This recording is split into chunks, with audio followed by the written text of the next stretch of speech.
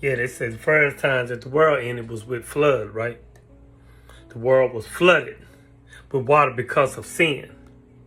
The next one would be a fire. Satan will survive it. A gun. I wonder what kind of divine plan this really is. Let's talk about it openly, without fear, and without the usual don't question God. Shut down, you dig?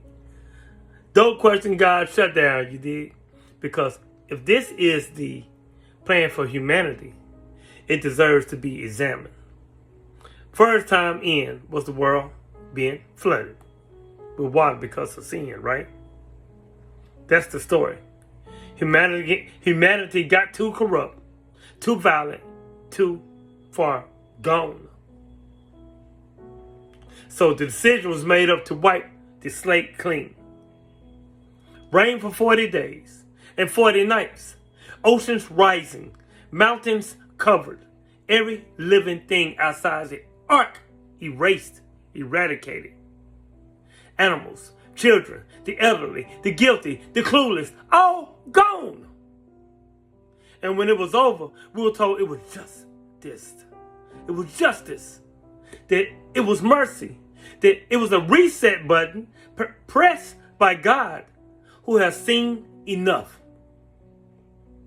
But here's the part that never set right with me. If sin was the problem and the flood was the solution, then why are we still dealing with sin? Huh? Question mark. Why did the reset not reset anything?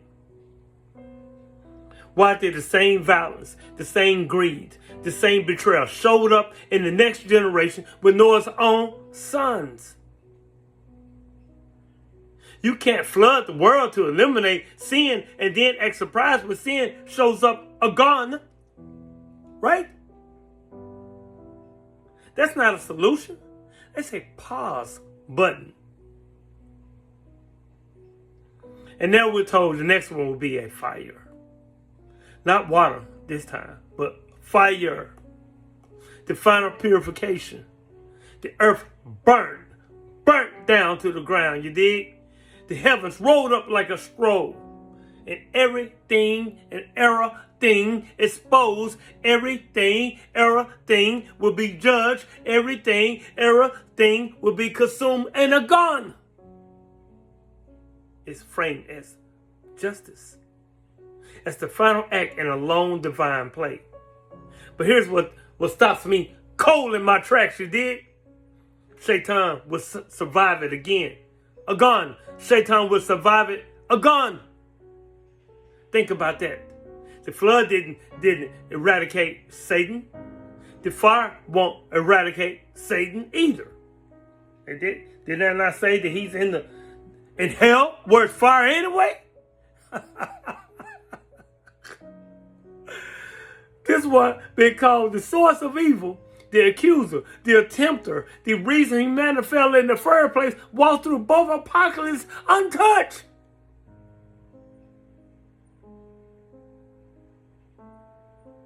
Untouched. So let me ask the obvious question. If the goal was to end sin, why is the source of sin still standing after both resets? If the goal was to cleanse the world, why leave the one who corrupts it alive to start the cycle again? Again. If this was a war between good and evil, why does the evil keep getting a second chance while humanity get wiped totally the F out? I wonder what kind of divine plan this really is. Because a plan that destroys the victims but spares the accuser does not look like justice to me. It looks like a setup. Now, if you're a person of color, you know it's never been about justice with us, especially in these states, snakes of America. Never been about justice. It was always about just us. So it looks like a setup. A plan that uses water to drown the world, then fire to burn it, but leaves the cause untouched does not look like a solution. It looks like a loop. L-O-O-P, a loop. A plan that punished humanity for failing a test that was rigged from the start does not look like love. It doesn't. It looks like control. Imagine a teacher who sets a test that she knows her students will fail, watches them fail, punishes them for failing, then repeats the test forever and calls it education. Imagine a doctor who treats the symptoms but refuses to touch the disease and calls that healing. Imagine a judge who sentenced the victims but let the criminal go free and calls that justice. That was this looked like. This is what this looked like. And I can't pretend it makes sense logically. Maybe the flood and the fire aren't about ending sin at all. Maybe they're about power, about showing who's in charge, about reminding humanity that no matter how much you build, no matter how much you evolve, it can all be taken away in a moment. Maybe the real point is not to fix the world. The real point is to keep you afraid of the one who can unmake it. But if God is all powerful, then why play this game? Why? Why not eliminate the source of corruption directly? Why not rewrite the code so that evil cannot rise again? Why not create a world where love does not need to be protected by fear of destruction? Unless the plan was never about ending evil. Unless the plan was about keeping humanity in a cycle of guilt, fear, and dependence.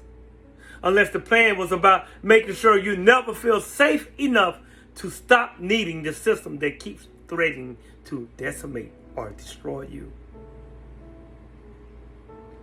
First in time was the world being flooded with water because of sin. The next one will be a fire. Satan will survive it again. Shaitan will survive it again. And if that's the plan, then I have to ask, who is the plan really serving? Huh? Because a plan like that leaves the destroyer alive and keeps destroying the destroyed does not feel divine to me.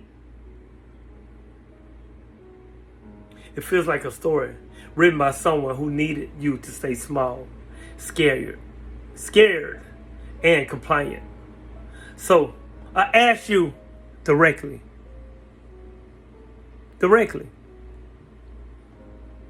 Does this sound like a plan of love or a plan of control? Does this sound like justice or does this sound like a cycle that benefits someone else? Let's talk about it. Get at me. I'm not here to tell you what to believe. I'm here to ask you to think about what you've been told to believe. Because if we can't question the plan, then we're not free.